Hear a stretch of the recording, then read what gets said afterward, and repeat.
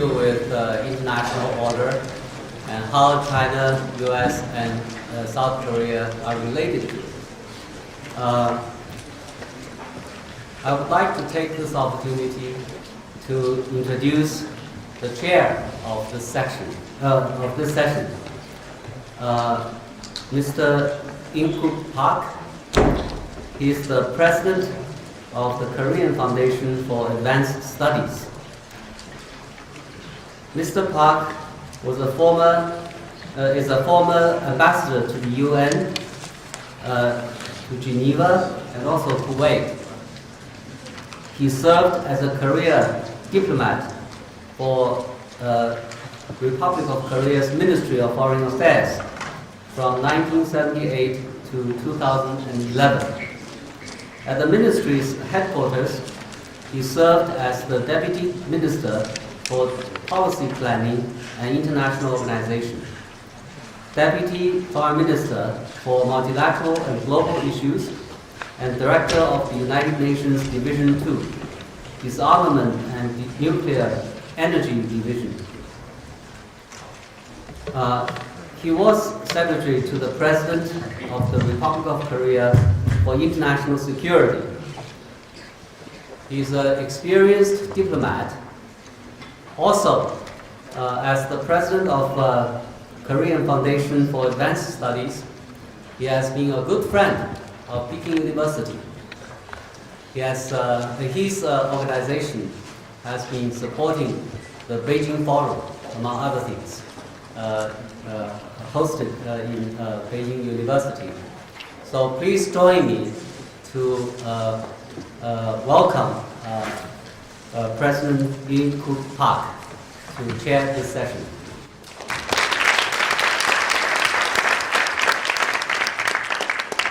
Thank you for your kind introduction. As President of Korea Foundation for Advanced Studies, one of the co-hosting institutions, I'd like to welcome all of you to this unique and important collaboration between BEDA and the Brookings Institution and my foundation. Together, we have already organized two-time trilateral conferences last year, both of which attracted great interest from the public and the media. The inaugural meeting was held in Seoul last year, April, with a large turnout, over 1,000 people. And the second round meeting was held in Brookings Institution in Washington, D.C. last December. The whole session was broadcasted live on C-SPAN, an American media network, adding to the conference's reputation as an intellectual powerhouse. It was only natural to hold the third round of talk in Beijing, and on the year marking the 70th anniversary of the end of World War II and the founding of the United Nations. Unfortunately, today we have no interpretation into Chinese. So I'm sorry for that, but the good news is that you don't have to suffer from my poor Chinese delivery. Ladies and gentlemen, I would like to draw your special attention to the fact that today's program is being held, happened to be on the day before of the 70th anniversary of the founding of North Korea's Workers' Party. The world is waiting to see if North Korea will conduct a long-range missile test tomorrow to commemorate the occasion. I cannot stress enough how meaningful it is to continue this kind of ongoing track to academic get-together, especially in China's capital. And I want to give my special thanks to the School of International Studies at Peking University for their impeccable and wholehearted preparation. Ladies and gentlemen, 7 decades have passed since the end of World War II, with the unprecedented horror of nuclear catastrophes. And we have now witnessed a major shift in the world orders, eventually with the rise of China. It happened to be, we are here in the immediate wake of a very historic summit between President Obama and President Xi Jinping. As everybody knows, that every summit is history, but this summit is really historic in the sense that the two leaders spend more time in the Q&A session rather than reading prepared the text during their press conference, which means there was some real talk between the two leaders. Having said, for the open session today, we have invited renowned scholars and international experts from China and the United States and Korea to reflect on how the three nations' relations have evolved and where we are headed for. I would like to briefly introduce our six prominent respondents. From Brookings Institution, two senior fellows, Professor Kenneth Lieberthal and Jonathan Pollack, and from Peking University side, Professor Wang Jisi and Dean Jia Qingguo, the both of whom I believe all of you are well familiar with.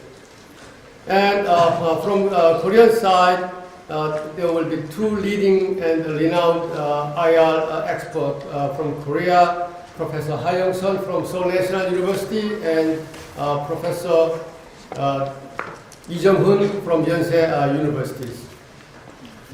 Before we jump into presentations, I already suggested questions from food for thought, to the six scholars on the topic 70 years since the end of World War II, how China, US, and Korea related to the international order.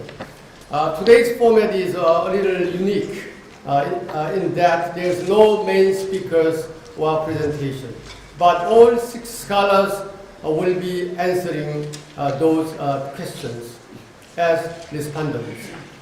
Each respondent will making 10 to 12 minutes presentation, and there will be open Q&A sessions. Here's the main questions for the respondent. Can you share? I will raise the question to the US side first. Not because US is still enjoying hegemon powers, but because they flew over Pacific Ocean. So first, can you see that? To what extent has the world order the US helped create 70 years ago served its purpose? How has this view evolved over time? How much has the US relied on the existing world orders for realizing its security and economic and other important interests over time? How can the world order be improved? What is the role of the domestic politics in shaping the US attitude toward the world order? What are major reasons for the Americans to relate the US to the world order this way? How will the relationship between the US and the world order evolve in the future? There are too many questions. But you don't have to reply all of these questions, but you may pick up some of them. It really depends on it. And second, China. Is the world order benign? How have these perceptions evolved over time? Has it served this purpose? And how much has China relied on the existing world order for realizing its security economic and other important interests. So what's the role of the domestic politics in shaping Chinese attitude toward the world order? How can the world order be improved?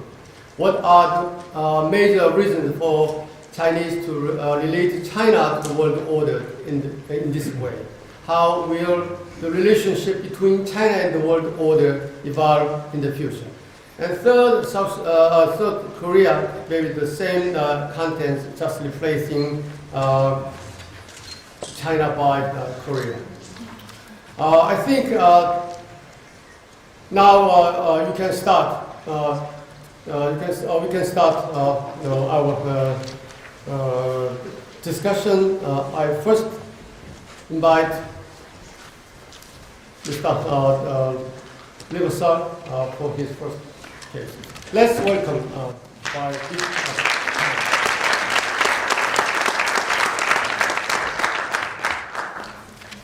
Thank you very much, Ambassador Park, and it is a genuine pleasure to be a part of this third trilateral dialogue overall and of this afternoon's public session here. Let me say, I've become accustomed to both outstanding organization of this trilateral dialogue by the various hosts, and especially to the wonderful hosting that we always receive when any of us comes to Jeddah. So thank you very much. I've been asked to talk about America's kind of responses to the various questions that Ambassador Park raised. We had a session this morning, a closed session, that was on essentially what this panel is on. And it had South Korean, Chinese, and American speakers. It was a very good session, very full, very sharply analytical, subtle and wide-ranging. It focused on things like formal institutions, processes, norms, regional strategies, difficulties when you have a changing distribution of power, issues of equity, of fairness, if you will, in the international system, and so forth. I frankly want to talk about what it did not focus on, but what I think the international system is going to have to increasingly respond to as we look forward. And please forgive me, I have a cold in my throat.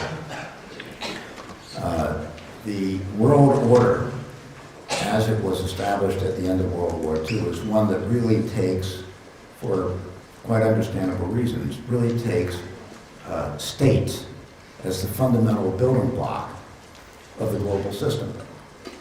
And states are the key members of each of the major multilateral organizations. The problem we confront is that, at least in my view, the biggest challenges that we have to deal with over the coming 1 to 3 decades are not challenges that come from individual states, not challenges that are confined within the borders of any single state, but rather are of a different nature. And they're challenges that the current system is not well organized to deal with. My top 4 among these, in no particular order of priorities, all are crucial, are first, climate change. Organized civilizations grew up around the distribution of resources, where there was water, where there was fertile land, and so forth. Political systems grew up around the distribution of resources and the societies that grew out of that distribution. And now the distribution of resources is changing. It's changing over time in fundamental ways. And we know the details only in broad outline. There's tremendous uncertainty. The only certainty is that major change is occurring and that it will not stop anytime in the coming reasonable future that we look forward to. This will change which populations are under tremendous stress and which are not, which are more able to adapt and which are not. It is a kind of challenge that the current system is poorly organized to grapple with. Second big issue, we're talking about world order, but in the United States, most of the headlines on foreign policy are dominated by chaos. It is the chaos of the Middle East, the chaos of spreading terrorism, the chaos of going from terrorism of an Al-Qaeda type seeks to have some big events that shock the world, to terrorism of the ISIS type, which is to destroy everything that does not fit with a very narrow definition of what is sacred and what is not. It's, to my mind, a nihilistic kind of terrorism, but it is spreading, and it is attracting people, participants, from Europe, from the United States, from parts of Asia. It's really quite extraordinary. We, in fact, have a big project at Brookings, which is, the title of the big project is Order from Chaos, where one of the big issues the world has to confront now is growing chaos. Third, the enormous repercussions of the computer revolution and of the development of information technology broadly. That technology is changing at a speed that no one fully understands. Our world is becoming more and more digital, and the array of things that are done by digital means and are recorded through digital devices. We are approaching the Internet of Things. Advances toward artificial intelligence are proceeding at an astonishing pace. What are the repercussions of that? For societies, for economies, for political challenges of existing political systems? I would argue there is no country in the world today that knows how to organize itself, no government that knows how to organize itself to understand this and to manage it. And the forces that are accelerating it are not governmental forces. They're not states. They're scientists. They are corporations. They are various kinds of individuals. And no one knows how to cope with it. And in some ways it makes our lives better, but in other ways it creates enormous change, which stresses existing ways of doing things. And then finally, religious and communal tensions.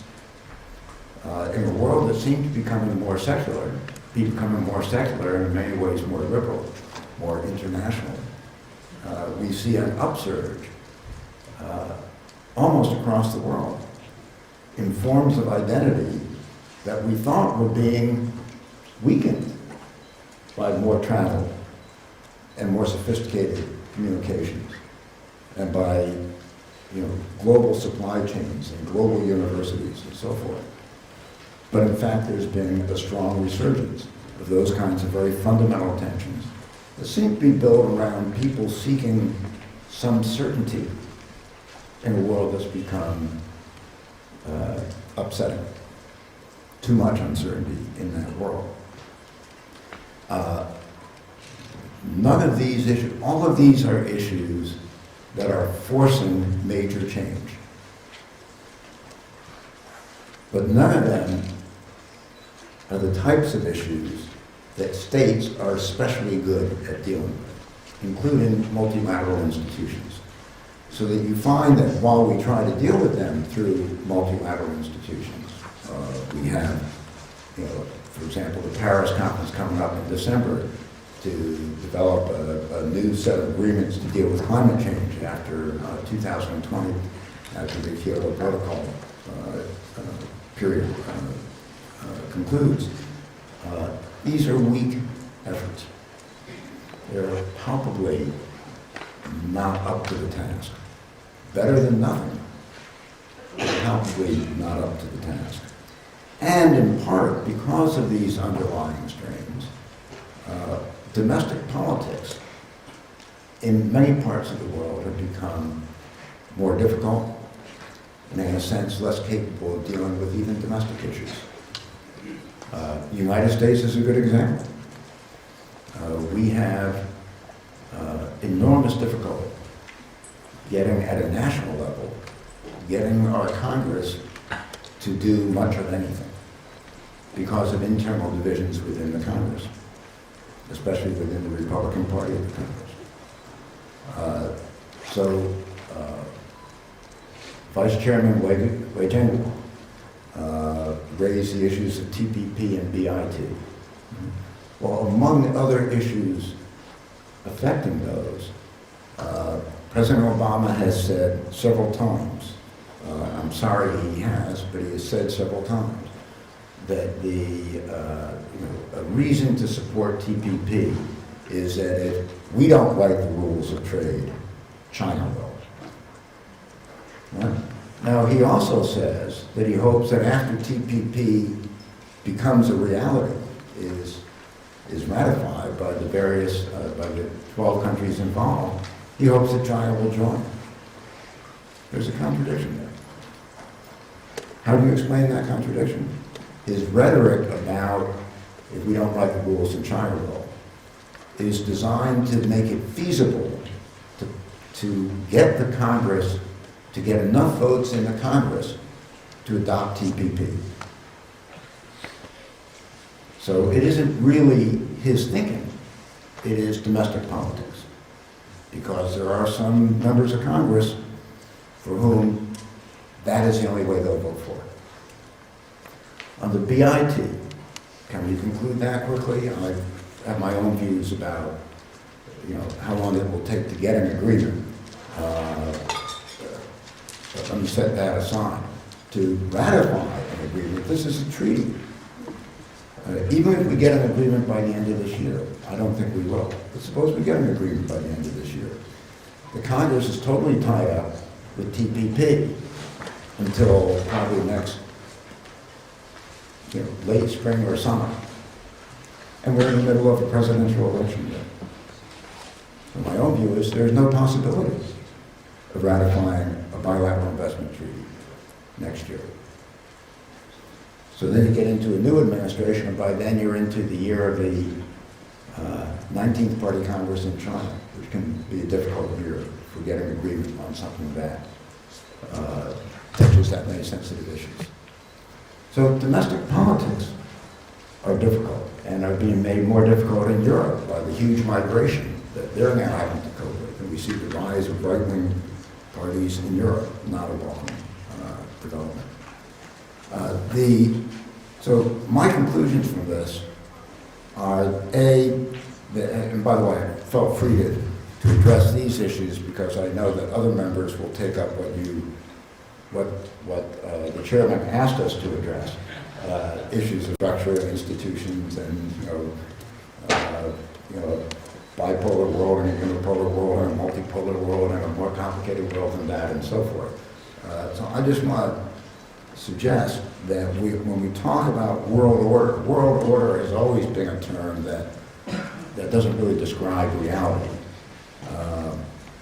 But as we look into the future, more than we have become accustomed to since over the last 70 years, I think that there is tremendous uncertainty about the big forces that will be presenting problems to all of our societies, and our capacity to develop cooperation that can be meaningful in addressing these issues when the issues don't well fit to the building blocks of our international system. And I think that is a problem that we should keep in mind as we discuss the more normal dimensions of foreign policies and treaties and that kind of thing through the rest of the afternoon and beyond. Thank you very much.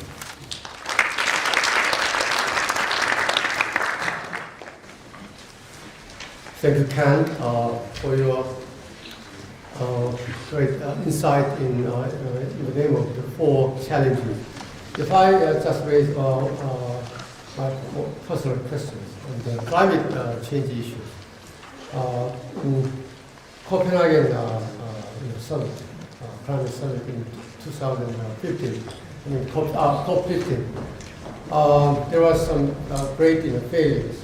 But everybody knows that U.S. and China was behind such kind of big failures. But now 6 years have passed. Then now China and the United States are believed to lead for great success. To make some internationally legally binding document during the COP21 to be held in Paris December. So, what do you think brought U.S. and China to have such kind of change in mind and new postures to make a big deal? So, some people say that at that time, COP15, it was a typical case of the prisoners dilemma, because China and the U.S. do not trust each other. But 6 years have passed, it's quite different change the result. So if you have some time, you could reply. My second, the presenter will be Professor Wang Jisi from Beijing University.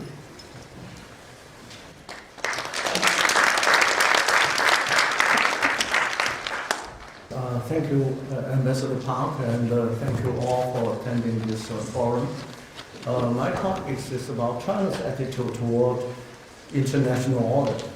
So I will have to first, as a scholar, to define international order, and then China. Do we have to define China? To me, yes. International order to me means 2 things. Firstly, structure of power or the distribution of power among nation states or sovereign states. So international order is different from global order or world order in its exact meaning. And we in China mostly talk about international order because we look at the world as the world is divided into 200 independent sovereign states, rather than NGOs and civil societies everywhere, that kind of thing. So it is more American notion. So this is the first starting point. That is, we are talking in China about international order more often than other orders.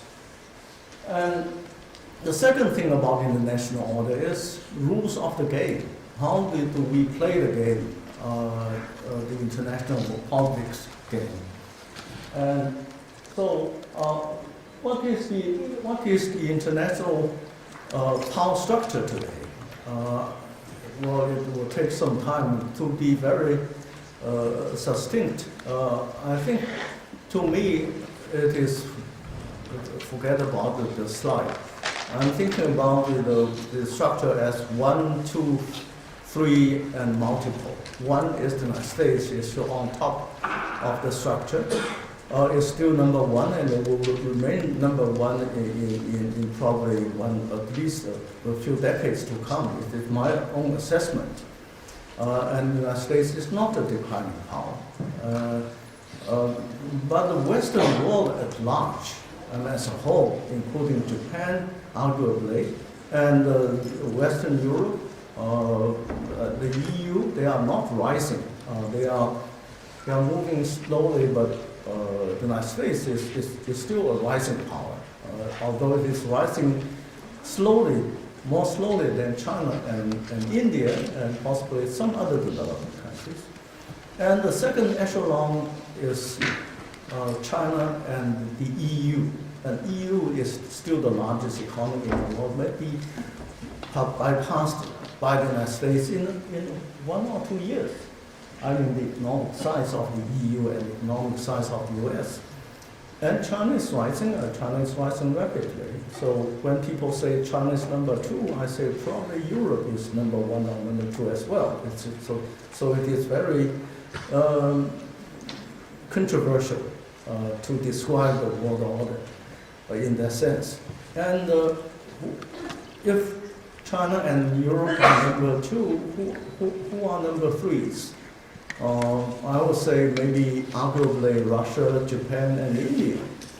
But this description is not politically very correct, because people in China say, well, China, if you say Russia is number three, or in the third echelon of the power, this is not true. Right? Russia is also rising power, or we hope it is rising.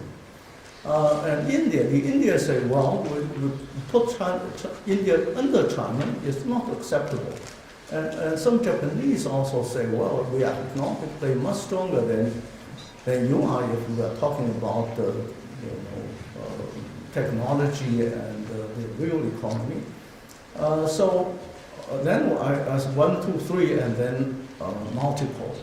And I'm thinking about Brazil, Mexico, Indonesia, and of course South Korea, and maybe Turkey in the Middle East, and South Africa in Africa, Nigeria, a number of other states are also important in world politics, but they are basically regional states rather than global powers. Of the global power structure may not change very rapidly, with the only exception of China's rising up.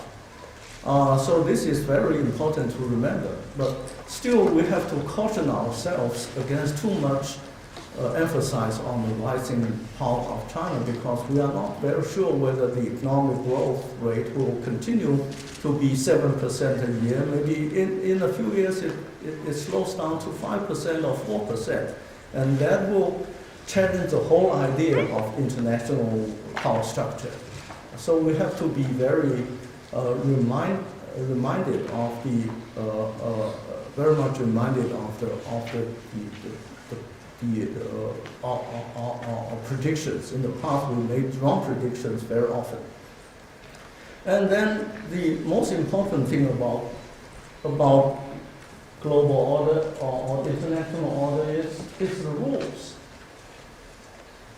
The rules of the game. And we always remember the UN Charter and then the 5 principles of peaceful coexistence. But we have to be very specific when we talk about the rules of the game. For instance, will AIIB follow the same rules as World Bank and IMF? Probably more or less. So the rules of the game include the economic games and also games in arms control, non-proliferation. So the rules of the game can be divided into several parts: economic order and the security order. And in security, we are talking about non-proliferation, arms control, and a number of regimes. But in China, we are very much concerned about US-led military alliances, especially those in East Asia. They provided some rules in this game, and this is what we don't like, but that it will continue for many years, and this is something we have to remember. And then when in talking about rules of the game, there are rules in global governance issues. Professor Lieberthal just mentioned climate change, and there are many, many other issues like energy development and public health and a number of other things, cyber security. So there are many, many rules we have to think about. And none of the countries I'm thinking about is openly challenging the rules. Even North Korea is not to say, well, down with non-proliferation. We should proliferate our nuclear weapons. They don't say so. And they are not following that practice. They have to be very careful. So they say we follow non-proliferation, but non-proliferation should be applied to China and the United States and other nuclear powers. So we are a nuclear power as well. So this is also related to rules of the game. What is China's attitude toward international order? I think China has undergone subtle changes. In the past, in the 1980s and earlier on in the 1970s, China proposed the establishment of a new international political and economic order. But now we say we are basically following the rules and we don't challenge the fundamentals of the international order. In Xi Jinping's own words, 中国是国际秩序的参与者、建设者、和贡献者。And some people may say it is also a beneficiary, 受益者. So China is a builder, a contributor, a beneficiary, and a participant of the international order. And China is not totally satisfied with the existing international order. So actually, I think China is also a reformer, although we don't openly say so. We say, well, we want to have a more just and more fair, more reasonable international order. And what are we not satisfied with? Several things. In economic terms, China wants to have a larger say in the existing international organizations like WTO, World Bank, and IMF. We want a larger share, but we do not want to overthrow the international economic institutions. And AIIB will follow generally the same rules as other international organizations, economic institutions. But in security terms, China is still following the basic principle of non-alliance. China is not trying to have a military alliance with any single country. But China has reservations about US-led security alliances. But China follows the basic rules of non-proliferation and arms control and nuclear safety and so on and so forth. But the central issue is international political order. Chinese leaders and policymakers of diplomacy say, well, we want 国际关系民主化, the democratization of international relations. Basically, that means China's a developing country, and developing country comprise the large majority of nation states. So the world order, the international order, should listen more to the cause of the developing countries rather than only the developed countries. So that is the democratization of international order.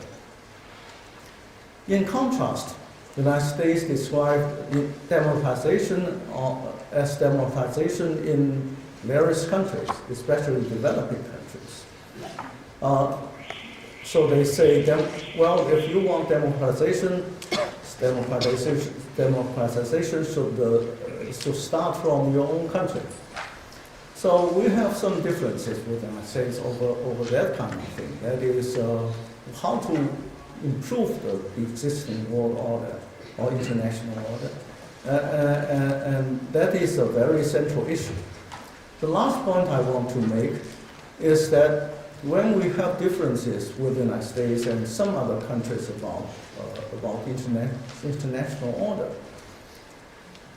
we should also keep in mind that we are not a major security challenge in the United States.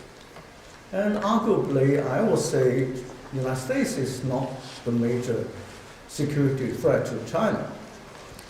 Where are the major security threats? Chaos, disorder.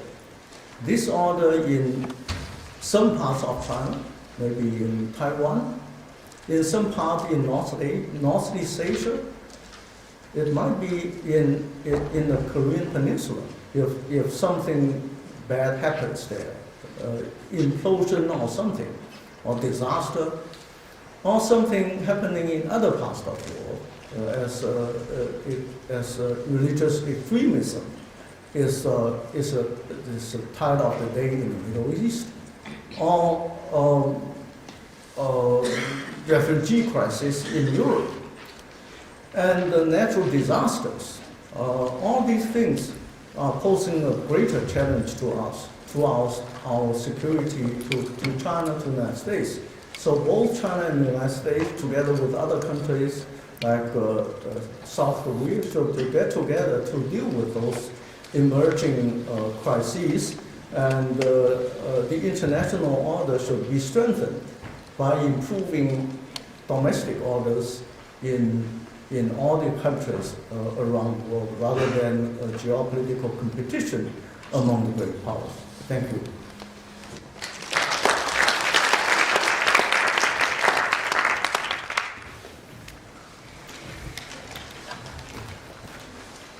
As a rule of game this evening, I just gave 12 minutes for each participant. So now I want to invite Professor Young-Sun Ha from Seoul National University.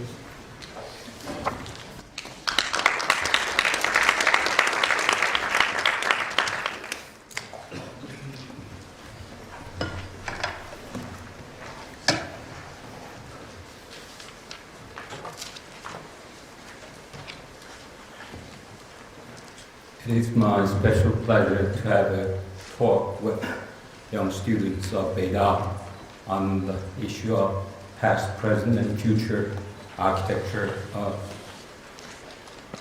East Asia or the Asia Pacific, because you will be sooner or later the leader who can contribute to building the future architecture in this region. Let me start for the starting point of my presentation. Let me start with the front page of my PPT. Are there any students who are very much familiar with this picture? This is the globally well-known Japanese architect, Fujimoto So, who got awarded from the London-based Serpentine Gallery 2 years ago as one of the most imaginative architects in the world. The reason I picked up these pictures at the front page of my PPT was that the conclusion I will talk about future architecture of East Asian international order will look like that one.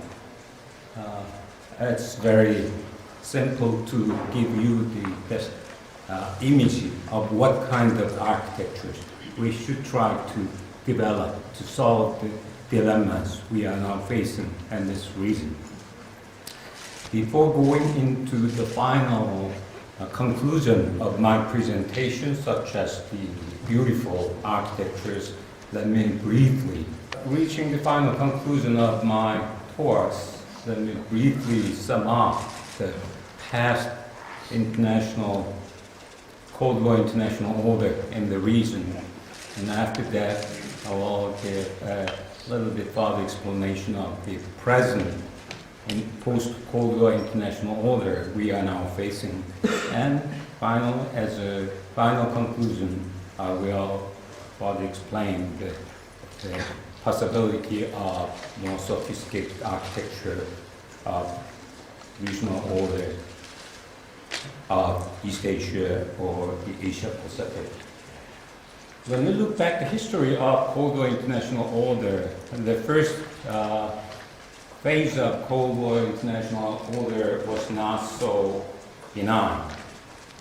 As you saw in the PPT, the East Asian order after World War II was a redesign under the framework of the US and the Soviet Union-led Cold War order.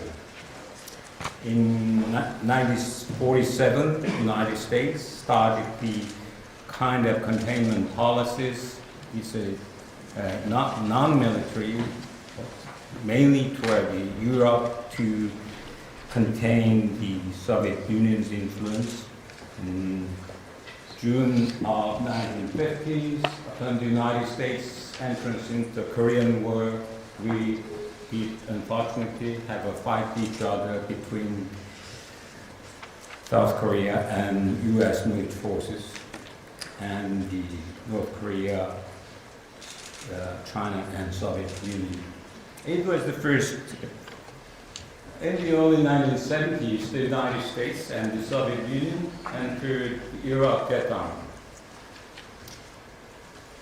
In East Asia, the United States and China, who had been hostile toward each other, went through an easing of strained relations and normalized diplomatic relations based on the historical negotiation between the Kissinger and Zhou Enlai in 1971. However, in the case of Korean Peninsula, situation was very different from the moving changes and on the level of international order between South and North Korea temporarily agreed to have a July 4th agreement, but we did not succeed in the realization of mini détente in the Korean Peninsula and got deteriorated into the direct military confrontation even during the time period. Let me move toward the post-Cold War international order. The dissolution of the Soviet Union late in 1991 resulted in the worldwide end of the Cold War order in East Asia, where the rapid rise of China and the continuing dominance of the United States, America's rebalanced strategies on China's new model of international relations are currently trying to build a new architecture of so-called Pax America and the region. However, as the East Asian countries are still undergoing through a struggle for power in terms of narrowly defined national interests and the age of modern nationalism, the emerging Pax America has potential risks such as first, security dilemmas, second, economic crisis, third, emotional disputes, and postmodern challenges. The present arms competition and the region can possibly deteriorate into the confrontation in the form of the US and its allies versus China due to strategic distrust. There is also the potential risk unproductive competition, including the ADB versus the AIIB, and the TPP versus the RCEP in the Asia-Pacific economy, and also the historical legacies of unfinished reconciliation of regional imperialism and the Cold War continuously produce international relations based on sentiments and emotion and the reason. Finally, Pax America is also facing postmodern challenges of regional governance in areas such as environment, culture, and digital knowledge. Along with the beginning of post-Cold War international order, South Korea successfully launched its diplomatic relations with the Soviet Union in 1991 and China in 1992. Since then, relations, as we all know, relations between ROK and China has been rapidly expanded during this period. In spite of the global expansion of post-Cold War international order, South and North Koreas have not yet been successfully achieved post-Cold War order on the peninsula. In this period, South Korea primarily deepened its relations with the United States and Japan. In addition, South Korea also began to widen its relation with China. Let me go to the final phase of international order in this region, post-Cold War international order 2. In order to cope with the major problems that the current Pax America is facing, the Asia-Pacific region needs a new architecture that can address the complex regional order of today and future. To that end, first, the relationship between the United States and China should avoid becoming a traditional world narrative and evolve into complex relations by weaving a deepening U.S. alliance network and expanding China's networks. The U.S. has been strengthening relationships with its allies, building strong partnerships with new powers like China, and trying to actively participate in East Asian regional organizations. At the same time, however, its policy of pivoting to Asia should be framed as an East Asia peace policy, not as a second confrontation policy. The U.S. should also design a complex network in East Asia along with the other major actors in the region. At the same time, many Asia-Pacific countries should pay close attention to China's transformation over the next 10 years, during which China will aim to develop its society into a moderately prosperous one. China should actively endeavor to solve their problems and pursue its core interests in accordance with the complex interests of China, East Asia, and the world. To play a central role in arranging the new order in East Asia in the long term, China should successfully achieve political democracy, harmony between sustainable economic development and social welfare, and also responsible role of globalization, so that it can newly define as a standard of civilization for East Asia. This requires a cooperative efforts from East Asian nations and networks to make China efforts successful. Korea should develop and practice complex diplomacy to deal with foreign countries by going beyond simple modern diplomacy. The Korea-US-Japan relationship should be continuously strengthened, and at the same time, the Korea-China relationship should be further widened. These relationships can be weaved together. South Korea can play the role of leader in connecting the deepening US, Korea, and Japan networks to the expanding China networks. In addition, South Korea needs to develop and embrace new forms of relationship on the regional, global, and cyber levels in the 21st century. Because of the possibility of conflicts rather than cooperation is part and inherent to East Asia's international relations, which are still going, modern adolescents. Relying on national effort alone is not enough. In order to resolve this dilemma, countries in East Asia must reduce the possibility of conflict between nations and increase cooperation as much as possible by weaving together a tight network of complex actors, both within and outside each country.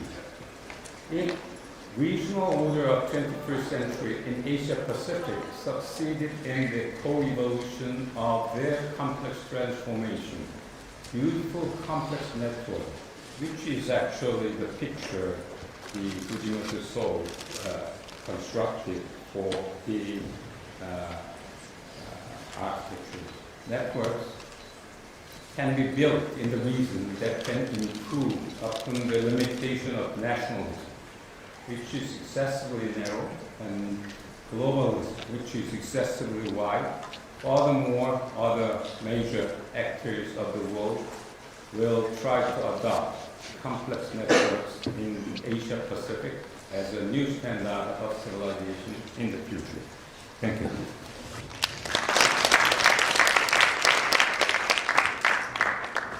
Thank you, Professor Ha, for your new effort to introduce very brand new concept, which will work as food for thought. These are role of Weaver and Pax Chimerica and a new standard of civilization in East Asia.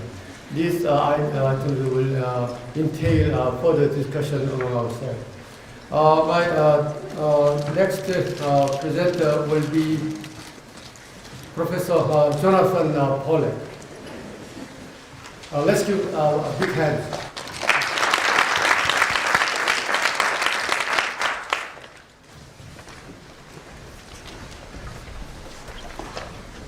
Thank you, Ambassador Park, and my thanks to Peking University and to Dean Jia Qingguo for welcoming us here today. It's always a pleasure to be back on this campus. Now, despite Ambassador Park's instructions, I'm going to try something I think a little different. Perhaps not looking back so much as trying to look ahead.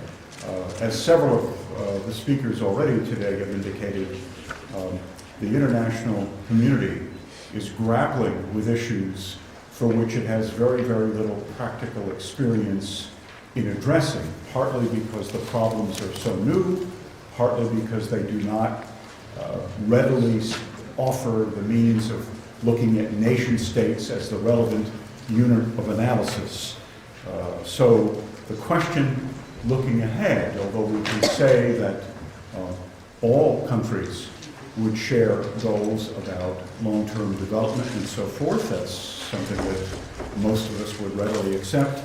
The real questions concern the instruments that we have to address or not address the highly disruptive forces that confront the international system today. Do our traditional instruments of national power give us the tools with which to address these? Or are the forces of disruption likely to overwhelm us all if states do not have the credible means by which they can collaborate meaningfully?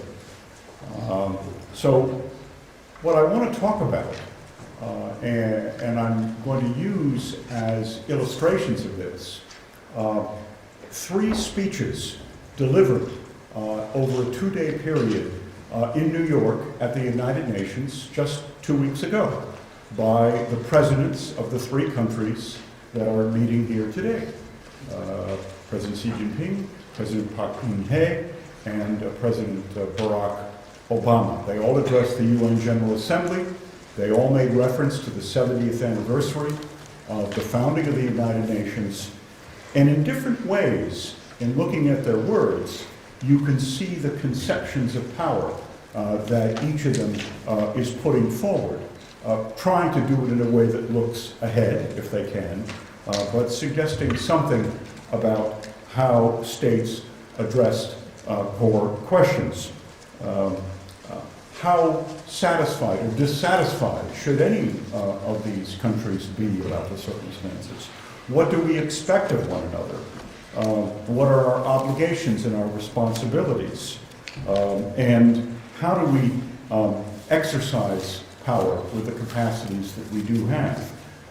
My own view would be that although power in the pure military or material sense clearly matters still a great deal, a lot of what will shape the future international order are the bigger concepts, the ideas that animate how we think about the world in which we operate, what the limits are and what the possibilities are in this very, very different era. I don't want to suggest that in the speeches of all 3 leaders, their respective visions or national identities are competing with one another, but we did see in these speeches, I think, some very different illustrations of how states confront their circumstances. Let me begin with China. Now, of course, many argue that the rise of China is this fundamental question that is reshaping the international system. What struck me in reading through the speeches is that of the three powers, China's is far and away the most status quo oriented of the three. Xi Jinping presented, although he wanted to put forward positive ideas about China's growing role in development, China's increasing role in peacekeeping operations, ways in which, in other words, China can contribute to international order in the future.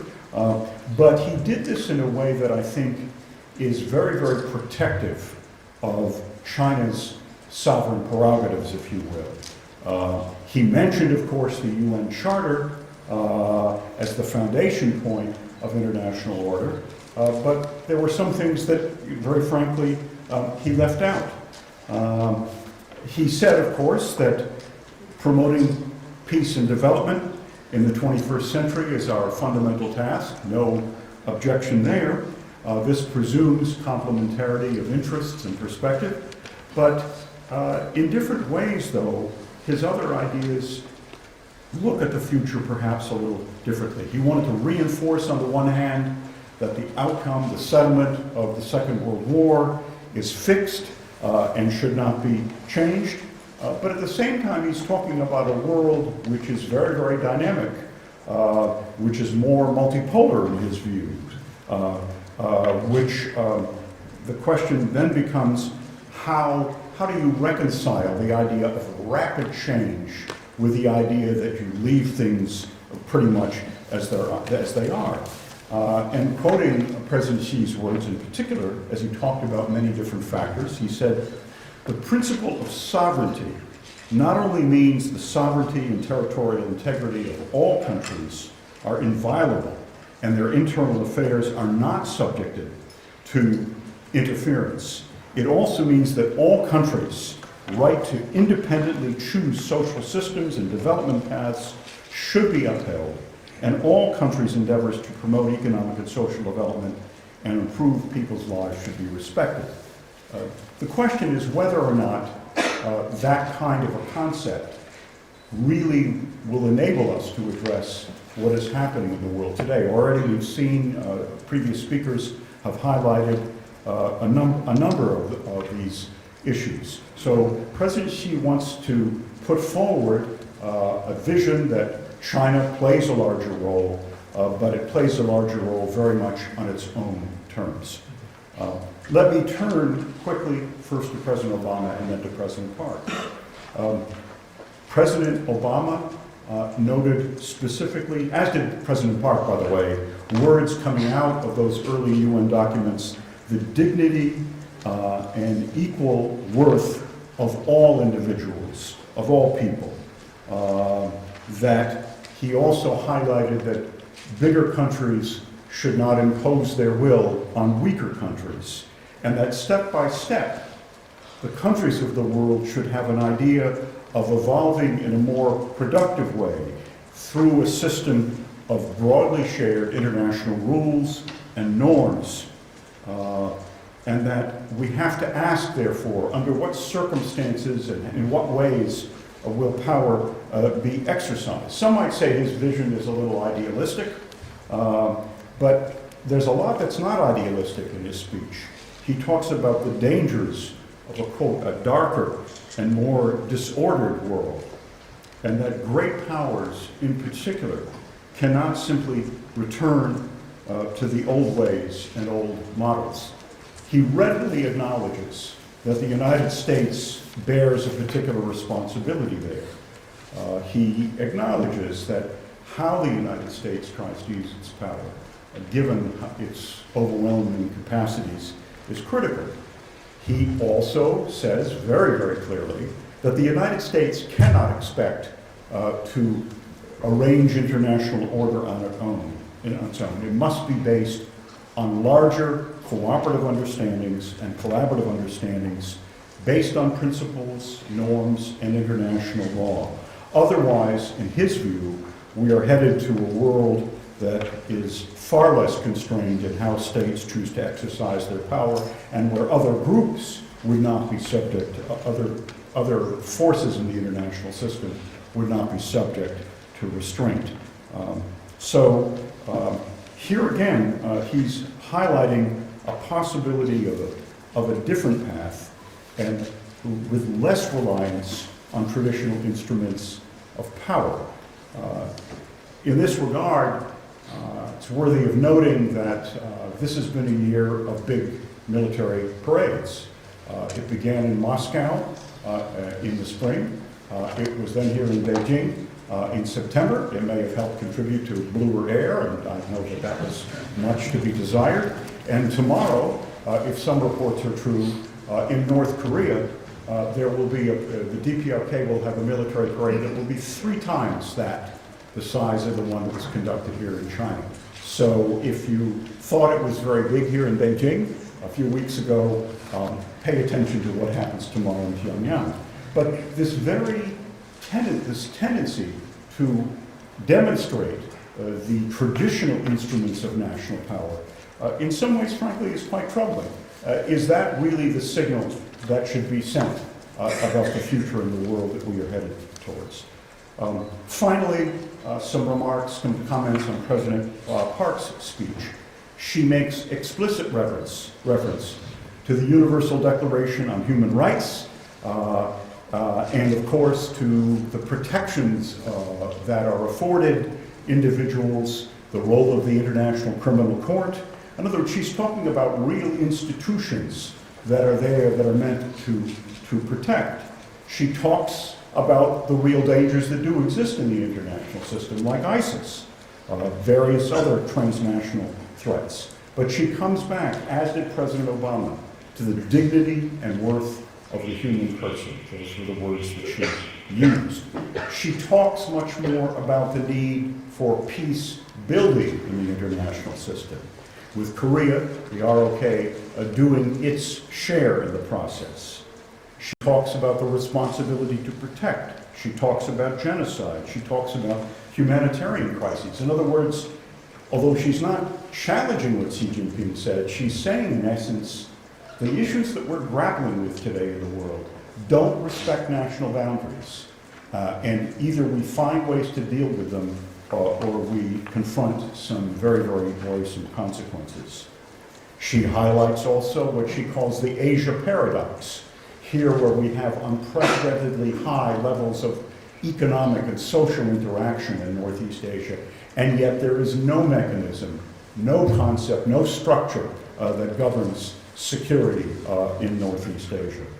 And she, of course, talks about human rights, particularly human rights in North Korea. So, in her estimation, we cannot turn a blind eye to this, and indeed the United Nations as a body no longer turns a blind eye to the acute violations of human rights in the DPRK. So, what I'm left with is a sense that if we hold on to overly static views of international order, just sort of keeping things as they are, we're going to confront quite potentially a much more worrisome future than we see even at present. And there are enough critical indications of this that have been happening, not to say that governments and leaders can address all of them, but they better be mindful of them, and they better find means by which they talk to one another and deal with them in a very, very concrete form. This region has by and large been spared some of the horrific outcomes that we see in the Middle East, all the very, very hideous events that we see in Europe that have been happening, the violations of Ukraine's national sovereignty and territorial integrity very clearly by Mr. Putin. So we've been fortunate here in that we can say that this region has been prosperous and for the most part peaceful. Of course, North Korea being a specific exception to that. We cannot take that for granted, and I think in some small way, a track 2 dialogue like this can contribute to raising some of these issues in a way that perhaps maybe governments can't readily do. Thank you very much. You touched upon a very important element in terms of some norms and international rules. 1 month ago, my foundation had very unusual international forums with Lemmintashe, it was to celebrate 800th anniversary of the adoption of Magna Carta with Lemmintashe and also Oxford University and our foundation. So it's high time for us to encourage China will have some leading role in expanding its ideas, adopting new norms, especially the universal jurisdiction. In the international, especially the UN, there's two remarkable new exploration in that way. That is responsibility to protect or R2P and the introduction of the International Criminal Court, which have some universal jurisdiction in terms of the indictment and other prosecution against any any serious human rights violation, including ethnic cleansing or war crime or crime against humanity. So we expect that China will play a more positive role in this kind of new arena of international norms. The next speaker that will be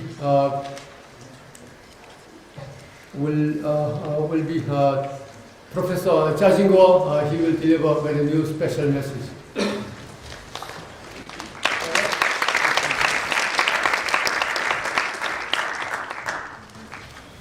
Well, thank you very much.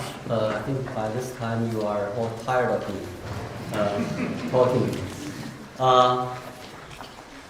Just quickly make a few points. I think this year marks the 70th anniversary of the victory of the anti-fascist war, and also the 70th anniversary of the establishment of the post-war international order. I think it's high time to take a closer look at this international order. Is it fair or just? Is it effective to address the international challenges? Some say yes, and some say no. I wish to take this opportunity to offer some of my own views as a Chinese scholar looking at it from a Chinese perspective. First of all, what is the post-war international order? In short, I think it is the international order that was established under the leadership of the US, the Soviet Union, and other victors of the World War II after the Second World War. The international order has a purpose to avoid future wars and to seek permanent peace, stability, and prosperity. It's an international order whose principal mechanisms are international institutions centered around the United Nations system. It is an international order that sets international laws and norms as standards of behavior for nation states. And it is an international system that has been changing and evolving. How to look at this international order? I think there are a few points I want to make. First, I think it is an international order that is largely based upon the Western historical experience.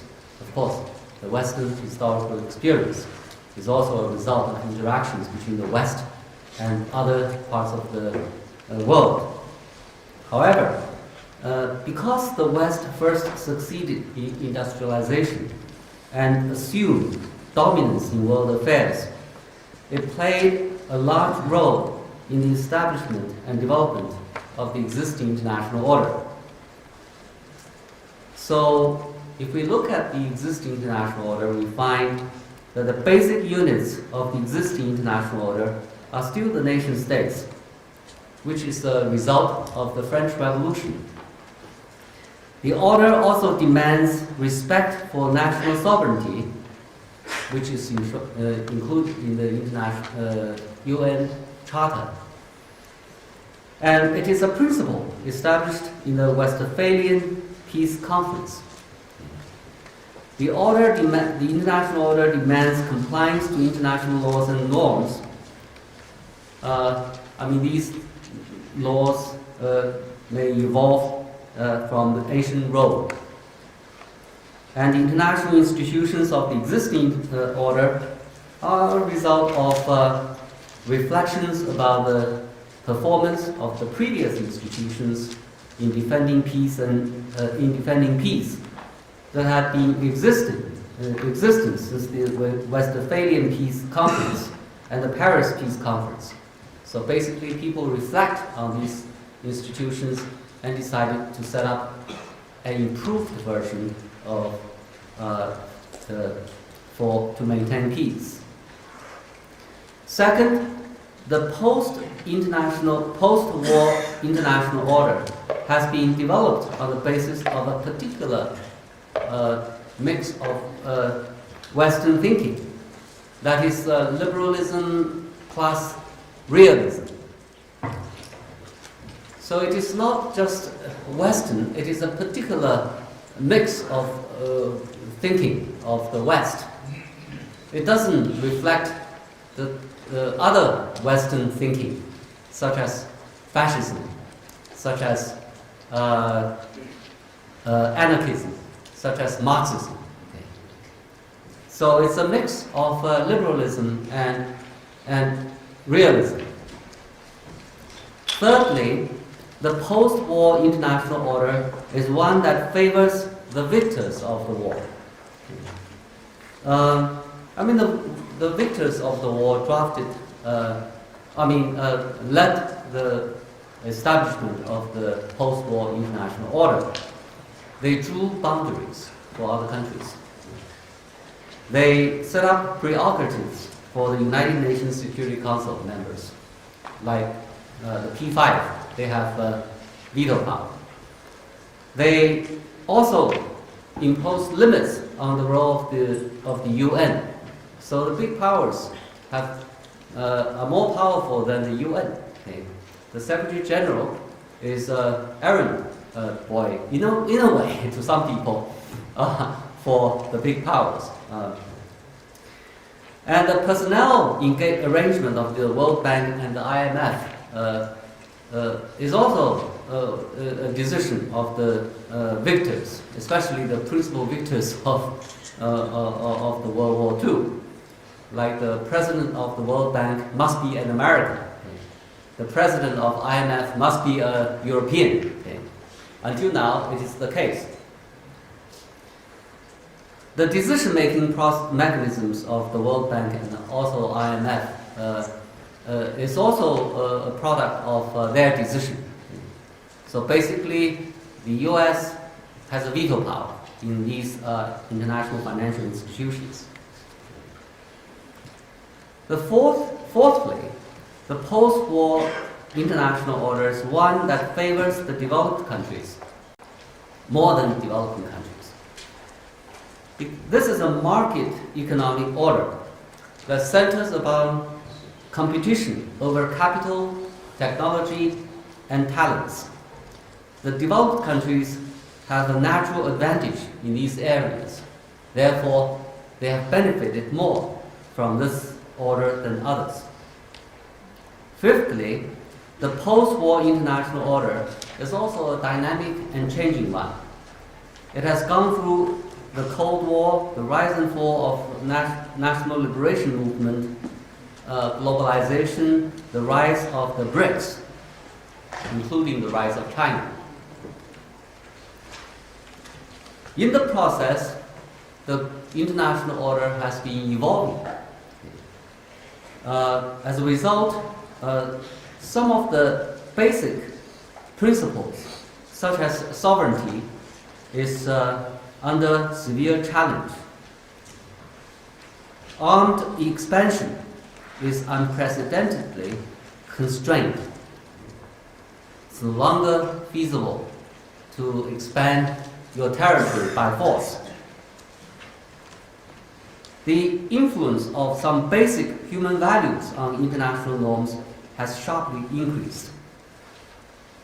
Non-Western demands have received more attention, and the dominance of the West of world affairs has steadily declined. Sixth, the post-war international order is one that has many problems and faces many challenges. It has many problems because it has not solved the problem of vicious competition among big powers. During the Cold War, the Soviet Union and the United States engaged in this kind of conflict, which almost ended in a nuclear war.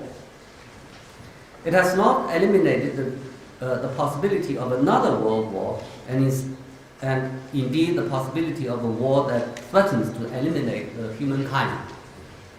Now, some people are talking about China and US confrontation. And even though it's unlikely, however, the possibility is still there. Also, it has not prevented the outbreak of regional conflicts and wars. Since the end of the World War II, there are many regional conflicts and wars. A lot of people have sacrificed their lives in the process. Also, it has not realized common prosperity. Actually, the world has become more polarized. It has not even been effective in addressing various kinds of global challenges, ranging from development, poverty, environmental pollution, climate change, proliferation of weapons of mass destruction, cybersecurity, terrorism, etc. 7. Despite many problems of the post-war international order, it is one of the most peaceful, more fair, and more just international order than anything in history.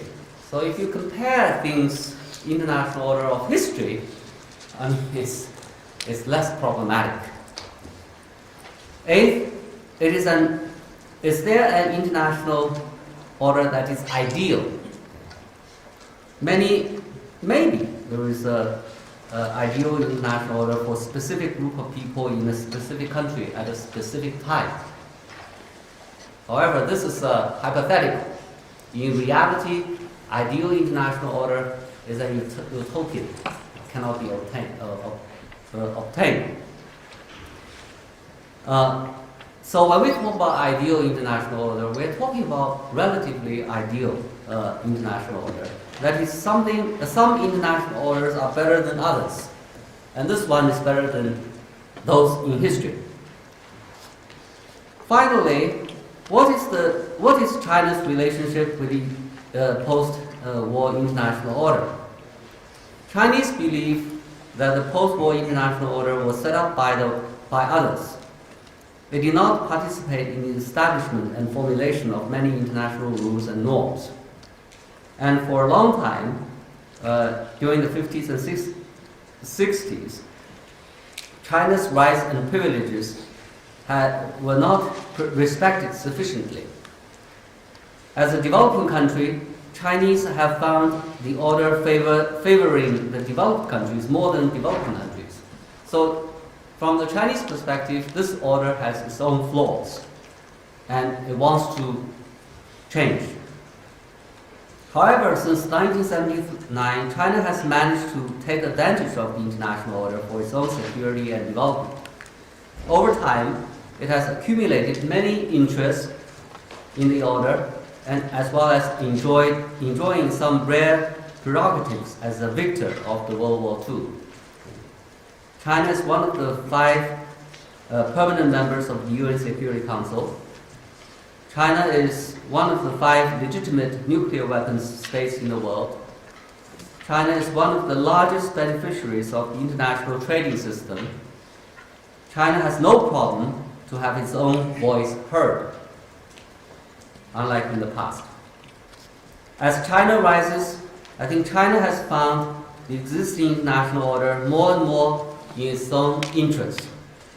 As a result, increasingly to China, the international order, of course, has a problem of unfairness and unjust aspects to it.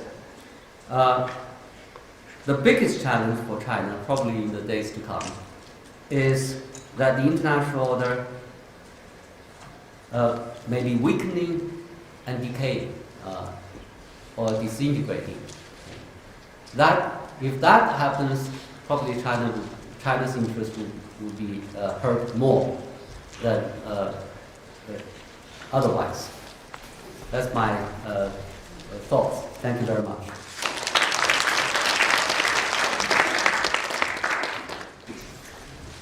Now, last but not least, speakers, Professor Lee Jung-hoon. Let's welcome with big hands.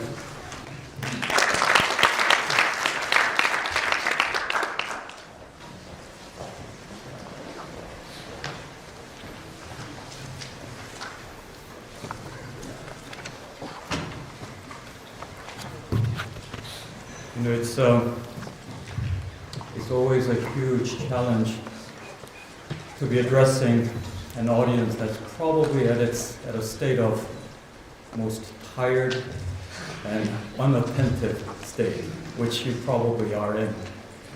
I think my answer to that will be to be short in my presentation, but as a professor, I cannot guarantee that either. So you'll just have to bear with me.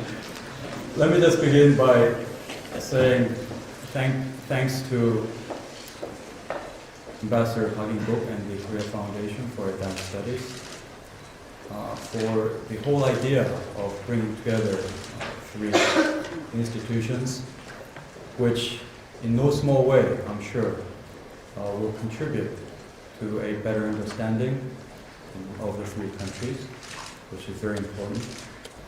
I would also like to thank Dean of the Graduate School of International Studies here at Beijing University for generously hosting and being such a kind host to all of us foreign guests. We, the panelists, were given a very difficult topic to discuss on. 70 years since the end of the Second World War. How has the international order or regional order changed? And how has the 3 respective countries, the United States, China, and Korea, and in particular, I guess, South Korea, evolved within that evolution and transformation of the international order in the past 70 years. There's no easy way of answering that, so I will just try to make several observations related to the topic as part of my effort to deal with this question. I think when we're talking about, this is your typical, then and now, past and present.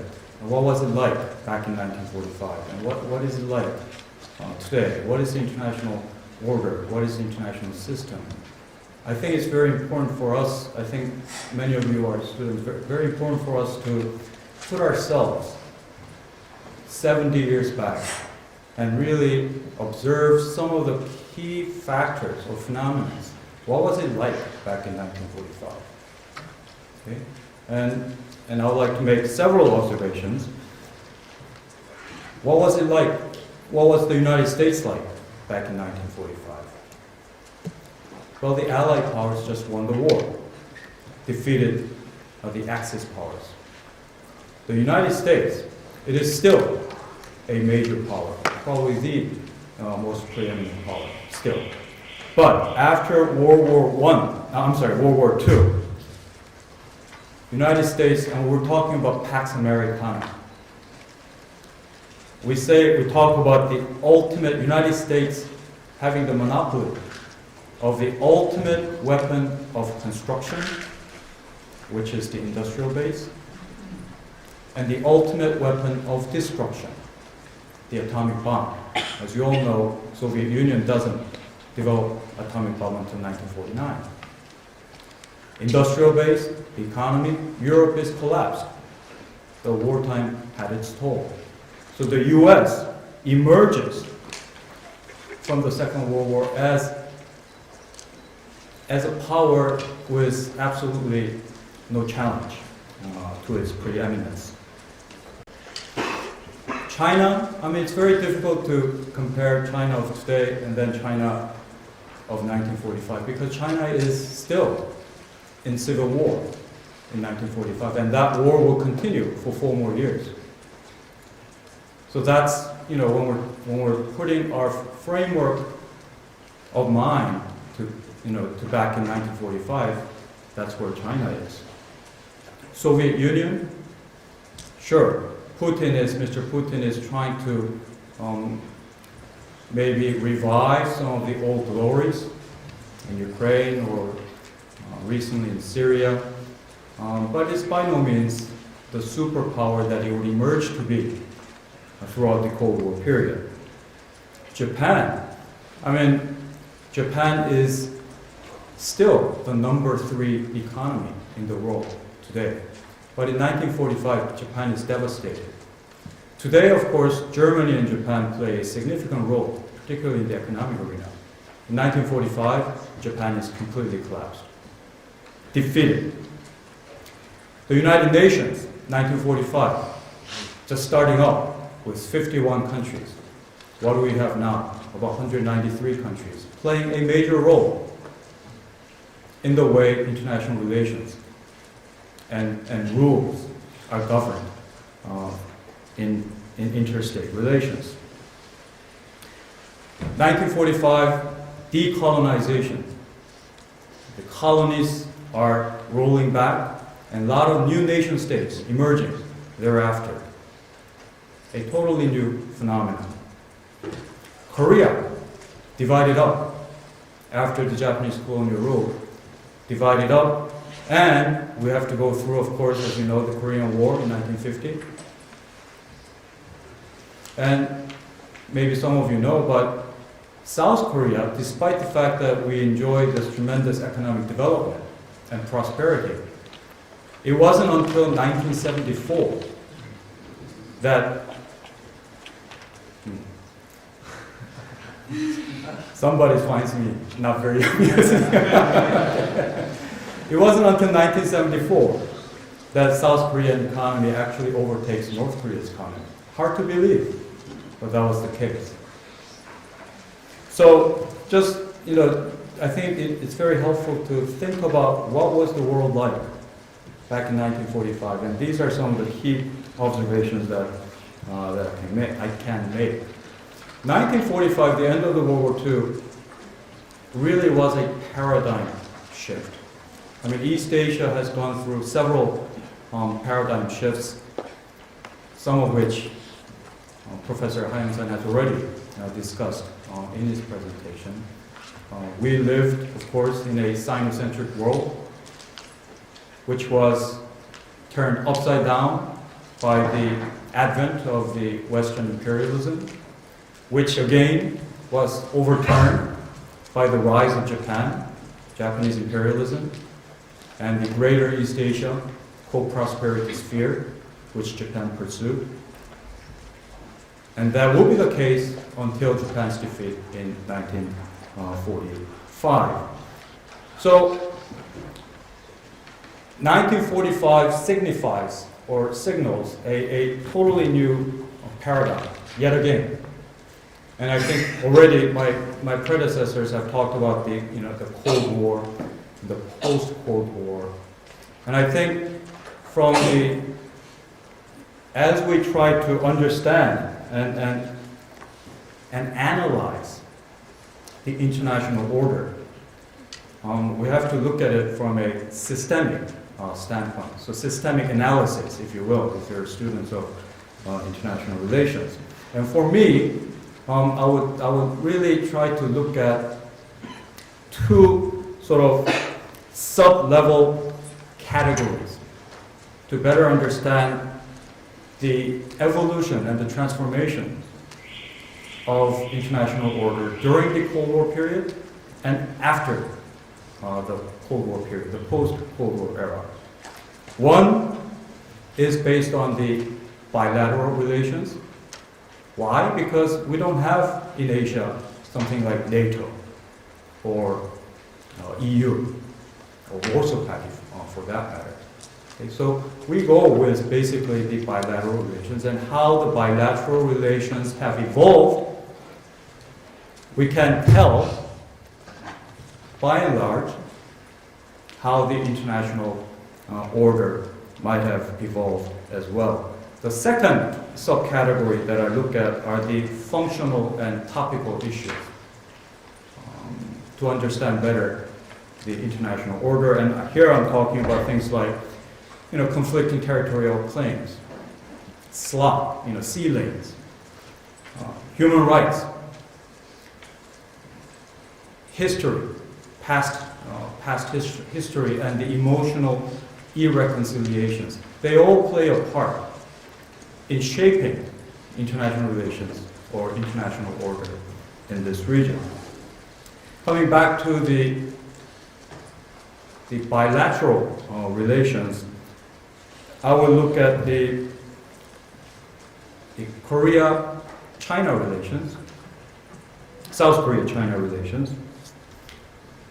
We fought against each other, as you all know, during the Korean War. We were enemy states. And yet, the years have evolved in such a way that most recently, and this was also talked about earlier, I think the most symbolic image of the change that South Korea and China relations have undergone is the image of President Park Geun-hye standing pretty much side by side with President Xi Jinping, observing the Chinese military parade. That's a huge transformation, turnaround in the bilateral relations from negative to positive. So Korea-China relations, tremendous positive trend. US-China relations also.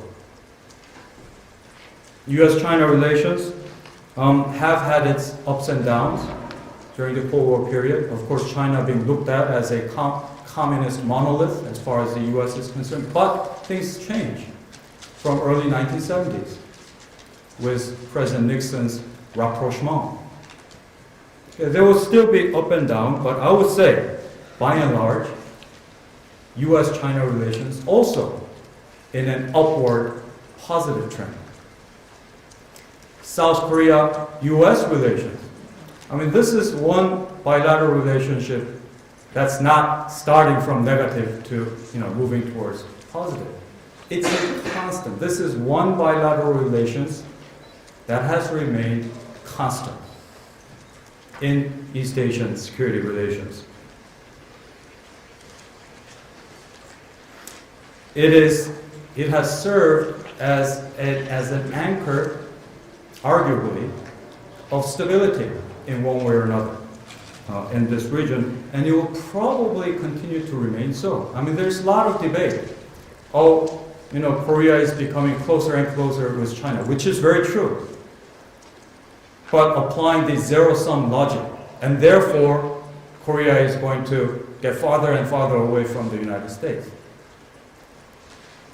That's way too simplified of a formula, and it just doesn't work that way. In fact, I would argue that Korea and US alliance relations will be even closer into the future because the United States is undergoing some major military budget cut.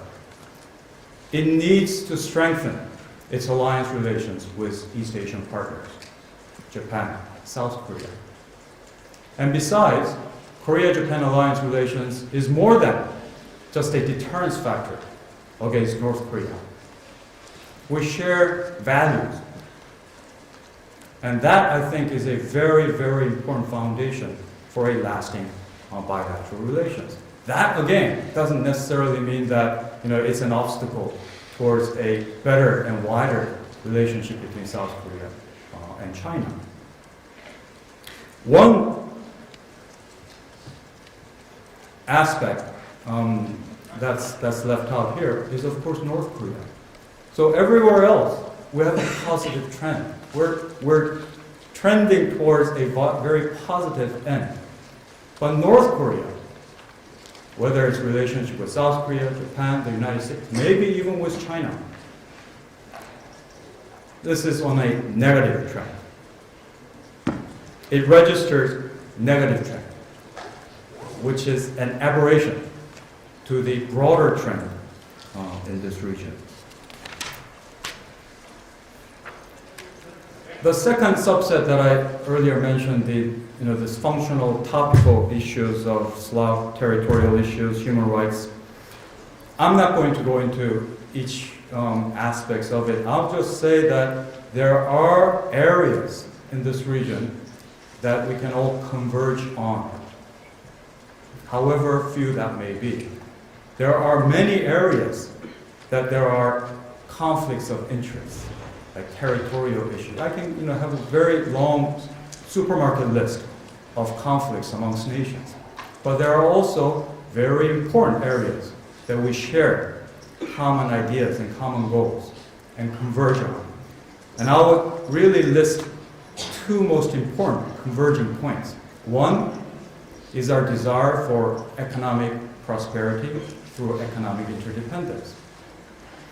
Two is all of our concern over North Korea's military brinkmanship, which includes, of course, weapons of mass destruction, mainly nuclear weapons and long-range missiles. I would also add the human rights conditions in North Korea, which can count as a comprehensive part of comprehensive security. Human security is being challenged in North Korea.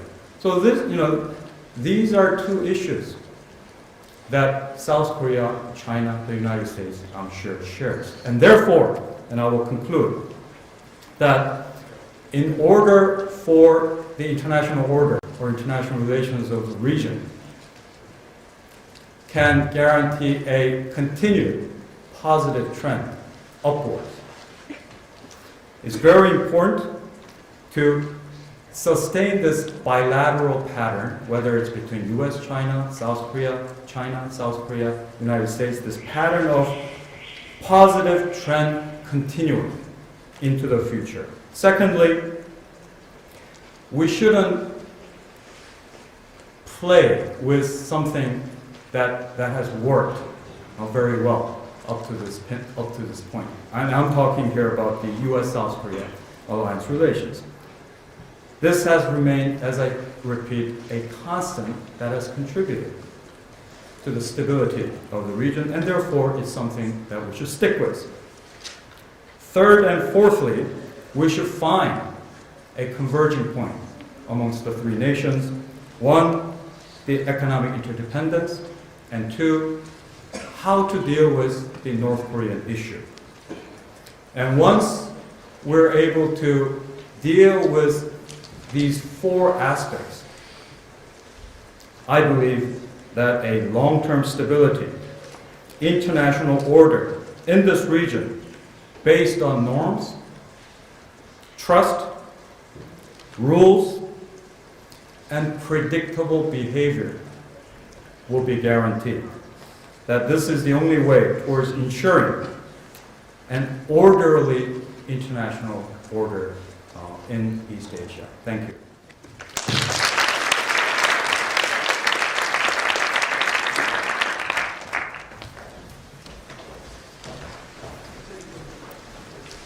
I hope you enjoyed the six prominent speakers, answering very top questions. Maybe I don't think they cover everything, but So all questions are virtually intertwined. So maybe you could have find some clue for further discussion in your class. And further reading and books and discussing with your colleagues. Now we have 20 minutes to go. So it's high time for us to raise your questions. Please raise your hands, with some identification yourself. The lady over there. I'm a student from Beijing Foreign Studies University, and I have a question on how to build a reliable partnership or cooperation among China, U.S., as well as South Korea in face of regional frictions, especially in South China Sea or Korean Peninsula and other conditions. Although the general trade is positive, but still, based on the game theory, we must see that all this must be based on partnership. So you raised many questions with one sentence. Thank you so much. I will take another 2 more questions and then I will ask them. Yes, the gentleman.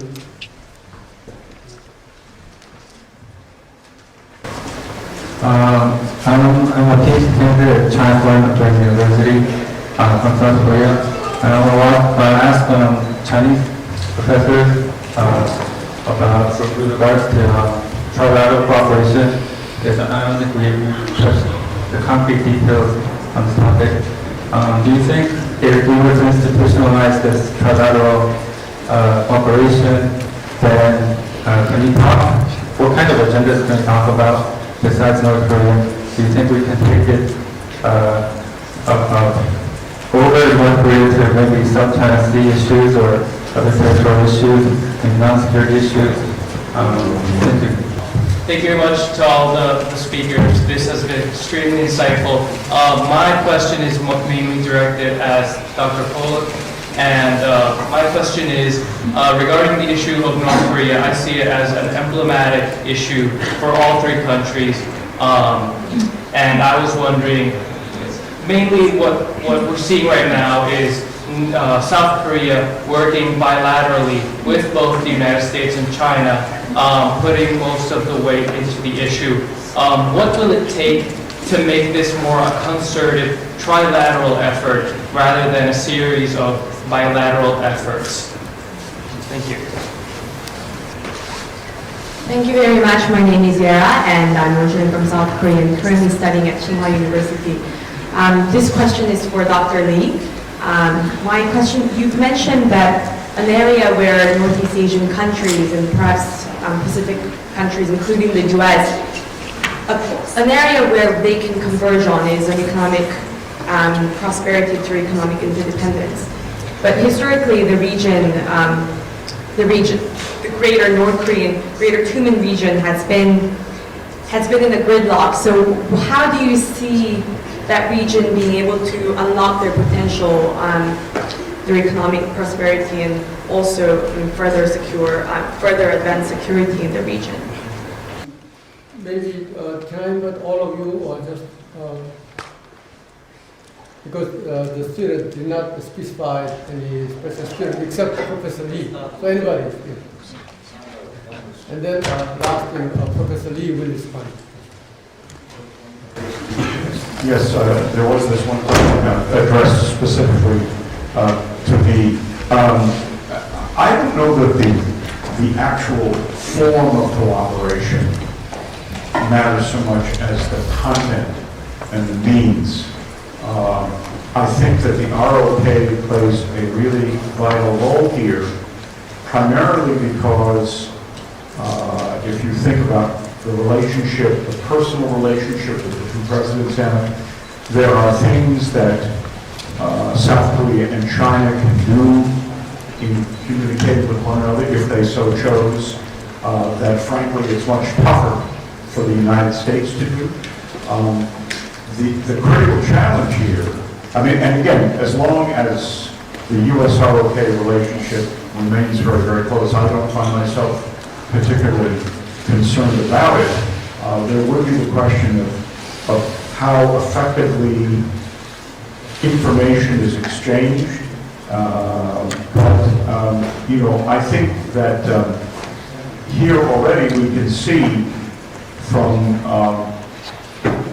President Park's visit to Beijing a few weeks ago that we're seeing more evidence of where publicly both China and South Korea have agreed to talk about Korean unification. Now, I don't know the precise content and so forth, but this is something that the United States would clearly see as something very much in its interest.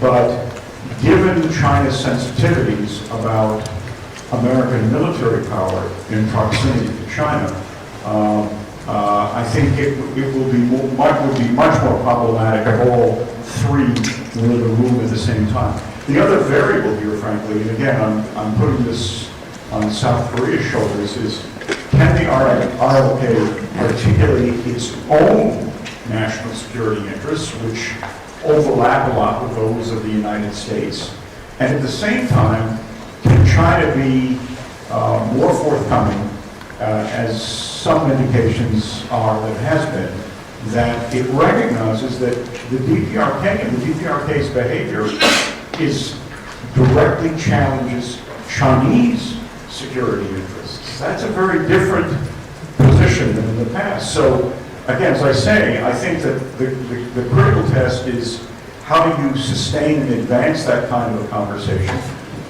Presumably most of it will be in private, because once it goes public, the edge is lost because for all the obvious reasons. So so much of this, of course, is contingent on future North Korean behavior.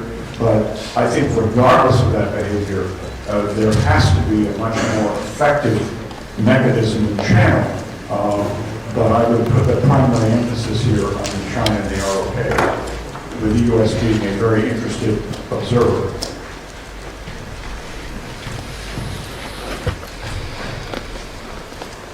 Anyone wants to You want each of us to respond to this? Oh, it's up to you. I'll just make one comment.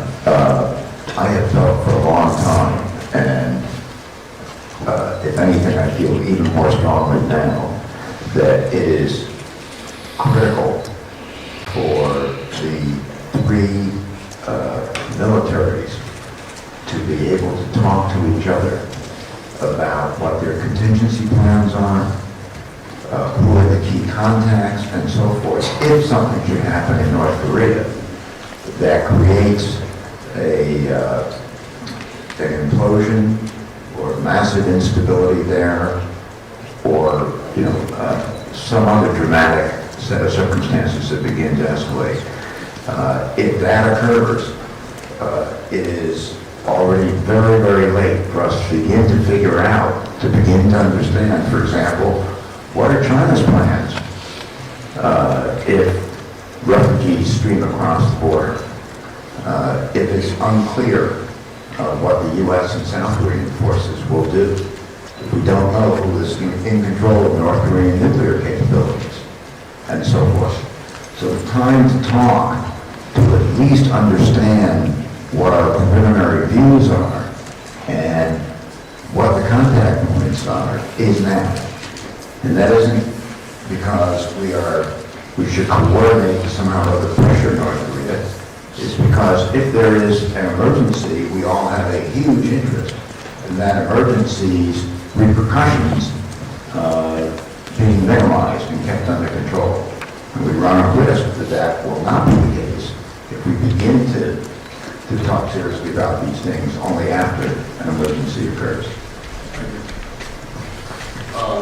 I agree completely with Professor Lieberthal's comments on the necessity of the discussion among Chinese and American and South Korean military people or other people on contingency arrangements. With regard to the question about whether the bilateral dialogue should only focus on can only focus on Korean Peninsula issues, I think it's not true. Actually, we are talking about international order and many other issues. So it's not exclusive to. Well, of course, the Korean Peninsula is a major area of concern for all three countries. Also, China-U.S. relations, how do we deal with it? I think, first of all, both sides probably should try to be open-minded and to not to have some predisposed positions about how the other side should act. Rather, it should be open-minded. Let the other side, especially when the other side to say something nice and good. I mean, why don't you give them time and opportunity to demonstrate their goodwill? That's the first thing. The second thing is China and the United States probably should make more efforts to cooperate on concrete issues. We're talking about China and U.S. lack of strategic trust. And I think it's true, but the problem is how to overcome the strategic trust. I think it's very important for China and U.S. to work on specific issues and to build up the trust or to reduce strategic mistrust through successful cooperation on concrete issues. Like, we're talking about Korean Peninsula, we're talking about, climate change, we're talking about cybersecurity. If our two countries can successfully work on specific issues one by one, over time, we develop a habit of cooperation, and we have something on which we can trust each other. So I think this is probably a more effective approach than just saying that we want to have a mutual understanding and trust. It doesn't come from thin air. It comes from concrete efforts.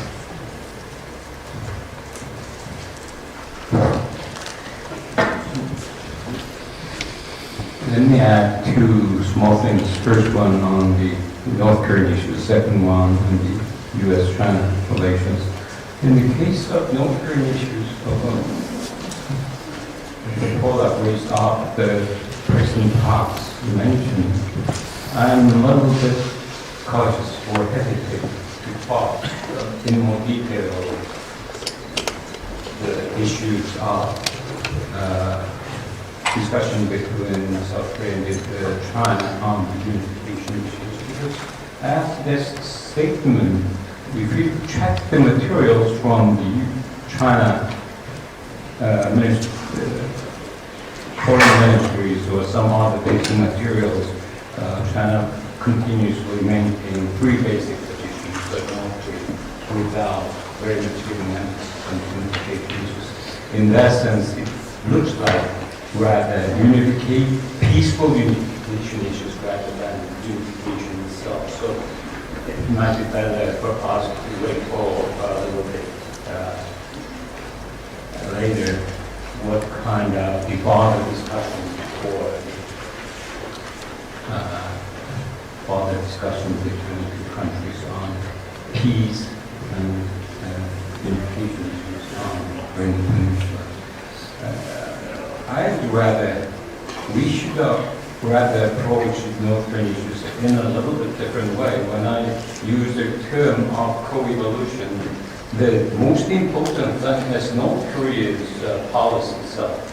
North Korea's evolution of its key policies, which is called co-development of both nuclear capabilities and economic development.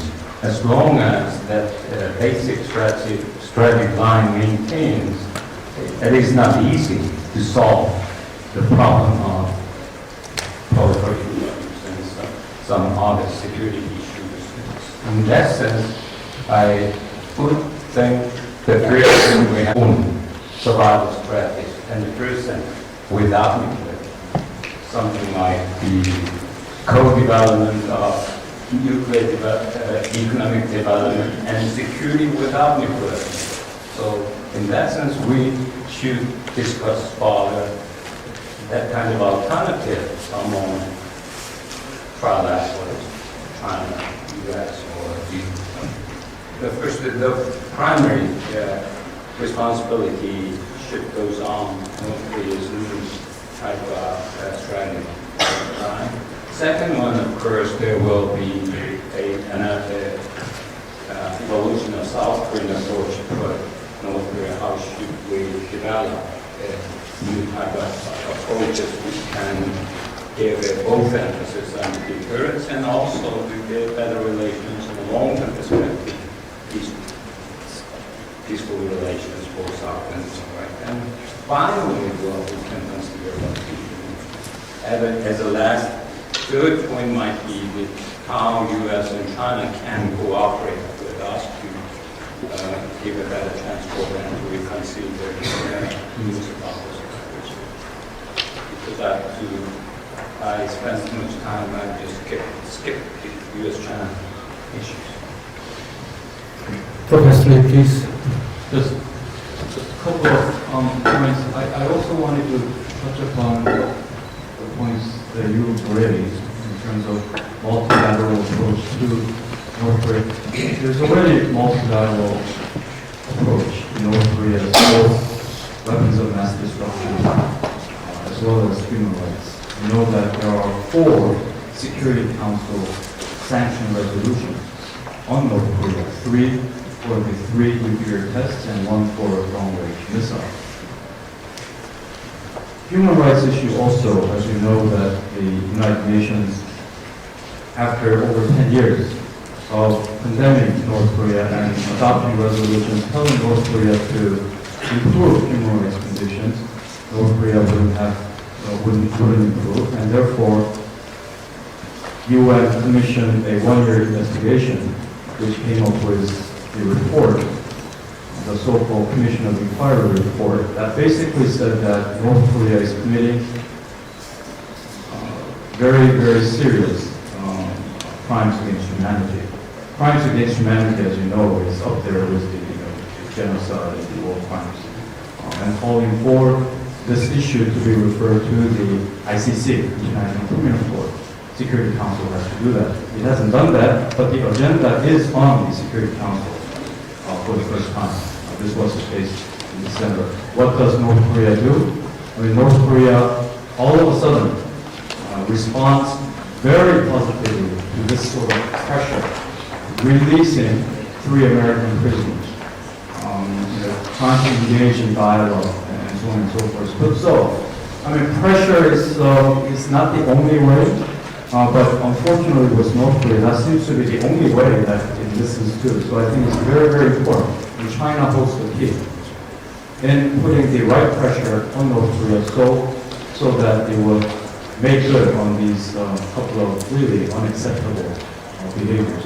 The question on the economy, I'm not too sure what you mean by the economic gridlock. If you're talking about RCEC and the TPP, I'm not an economist, but I do feel that of the 16 countries in the RCEP and the 12 countries in the TPP, 7 are involved, right? So surely the only difference is that RCEP is led by China and the TPP is led by the United States and maybe the secondary Japan. So with so many common members, and really both represent mega FTA, right? So can there not be some grounds found that's beyond the political aspects, just purely on the economic? How can both contribute to concluding FTAs, and so multilateral FTAs, and contributing to the economy of all the countries?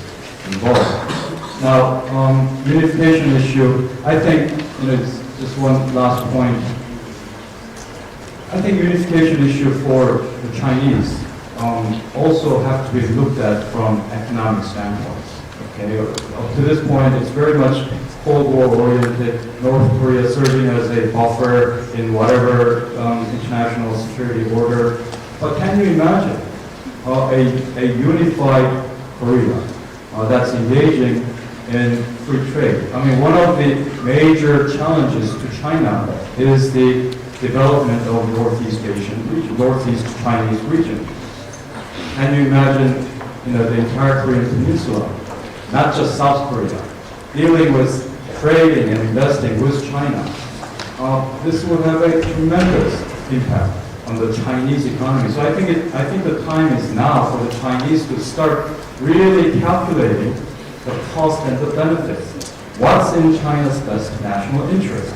To continue to support and patron, and serve as a patron of North Korea and be criticized in the international community as the UN and so on, or really leading the global community as a G2 and sticking to the principles of universal values, getting the respect that China deserves, and at the same time contributing to the economic development of the northeast part of China?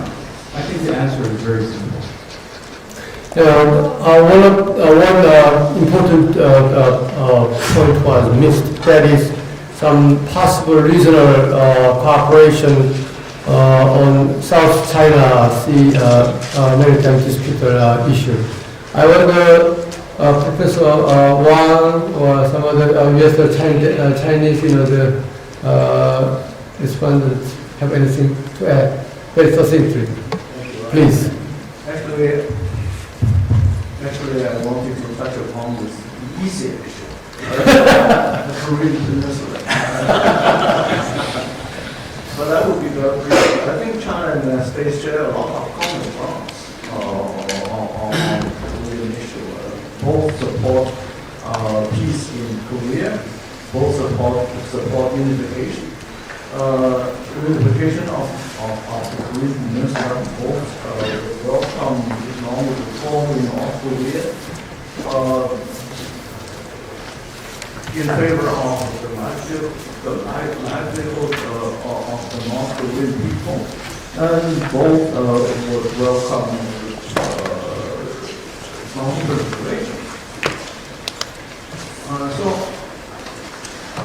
I think there is no problem with China's support for the unification of the Korean Peninsula. The question is how to achieve that. The question is about whether we would welcome some smooth transition in North Korea, and then we have some kind of co-evolution in both South and North, paving the way for ultimate unification. I'm not under the impression that the United States or South Korea really wants to undermine or to actively undermine the authority of the North Korean government or to create more trouble. They are in favor of some kind of forceful transition. So I think all of us agree with that. And there are quite quiet discussions among all the parties concerned, especially in the States, China and South Korea. There are also some specific issues that commonly concern all of us. And Councilman Pollack is one key person there to ensure that kind of process. Because of the sensitivities on the part of North Korea, when even we have contingent plans, we cannot say that or expose that to the outside world. Practically, we are talking with each other quite successfully about our scenario. On the South China Sea, I do see this is the more difficult issue. international time because we talk about different norms and principles or rules of the game. We're talking about different rules of the game. China sees the islands and rocks and shales and shoals in the South China Sea as part of China, Chinese territory. So whatever we do there is legitimate. And this is our sovereignty, this is our territorial integrity, this is a principle of sovereignty. But to the U.S., it's more about maritime security and freedom of navigation and so on and so forth. And so the Chinese say, how about your reconnaissance activities near China or in the South China Sea? We have reservations about that. And the Americans say we have reservations or we don't take side on the territorial issue, but we are concerned that the island reclamation will do some harm to freedom of navigation.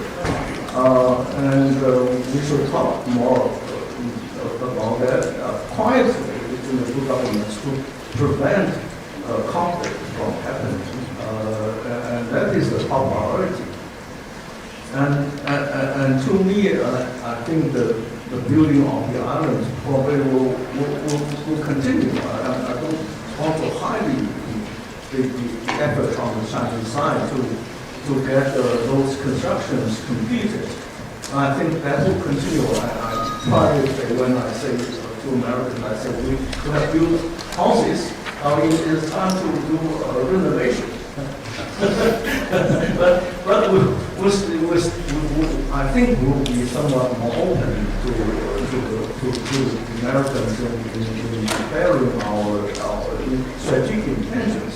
At the same time, I think China will also be very careful not to disrupt the regional order, to create more tensions or to create more suspicions on the part not only of the United States but on the part of Japan and Southeast Asia, especially Southeast Asian countries. And so I hope that the situation will be improved. Okay, there might be some response from U.S. side, but the question, the essence of the question was not asked each government the position, but how trilateral, this kind of trilateral cooperation or regional cooperation could deal with this kind of sensitive issue. That was the question, if my memory is correct. Any U.S. side response?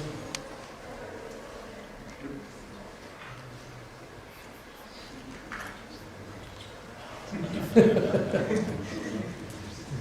you rephrase that? Maybe you may respond to the U.S. position on the South China Sea dispute issue. But actually the question was how trilateral talk, regional cooperation could deal this kind of sensitive issue. That was the key point of the question. My view here is that this is something that China must be prepared to discuss with its neighbors with whom it has these conflicting views. And there is a separate issue that Wang Jisi has raised that the U.S. and China, the U.S. obviously is not a disputant here, but it is involved in some way. But the worst thing would be if there would be incidents of one kind or another, not by design, but would tend to potentially make the situation far worse than it is already. Now, what that calls for, frankly, is restraint. Restraint and care with which any kind of military activities are conducted. I would also note that President Xi Jinping said something very interesting that needs to be clarified and discussed further between the United States and China. What he said at the press conference kind of caught everyone by surprise, where he indicated that China did not have any strategic intention to quote-unquote militarize the islands. Now, militarization may be in the eyes of the beholder. Some would say that these locations because they're not really suitable for civilian living, that by definition, in a certain sense, they have a latent military capacity. But the question is how far and how fully would China be really prepared to pursue these activities, and towards what end? The last consideration here, therefore, would be, are these intended by China, the building up of artificial islands, are they intended to consolidate China's position and hold on those particular locations as distinct from using these as a point from which it would push it outward? Because I think if China were to regard this as a means to an end for larger, more ambitious goals, I mean, to be very frank, if the intent under some circumstances would be to push some of the other claimants off locations that they control, then frankly we are in a qualitatively different and much more worrying long-term situation. But as Jisi pointed out, that would be hugely alienating to your Southeast Asian neighbors, who presumably you don't want to alienate, but common sense sometimes doesn't prepare for the situation. May I respond to Dr. final remarks? Can you use the microphone again? Yes. This is one that works. And he actually cited Xi Jinping's remarks at the press conference. The citation was not widely reported in China. Yes. So you can see the sensitivity there. And I don't know whether the Chinese translation or the Chinese wording of the Chinese translation was original Chinese text was. So there is a distinction between China's intention not to militarize the problem and demilitarization of the current status. That means we don't want to make trouble. We don't want to make more military installations there, or we will be very careful. But you don't expect us to go back to the old days when Vietnam and the Philippines are looking islands and are making military activities there, whereas China stopped doing anything. So, if I can make one other remark here, which is relevant to, I personally, although many Americans feel otherwise, I think, I do not think it is advisable for the United States to send its ships and planes within a 12 nautical mile zone. Part of that is just frankly to reduce the risks that something really bad could happen. Secondly, the United States has an inherent capability to do that, but the question would be why? To what end? Most Americans frankly feel differently, and there are some disputes in the U.S. government about this. There's not a clarity about whether we will act or not act, but here again, this is a very specific military activity that people are talking about undertaking. I do find it kind of ironic that for decades, the Pacific Command regarded any of these kinds of surveillance activities as matters of utmost sensitivity, not to be disclosed, certainly not to be publicized. But now there are some who are eager to publicize it, so that tells us something. I agree with Dr. Pollack's advice to his government. Okay, we could have enough time for us to talk on that issue tomorrow session.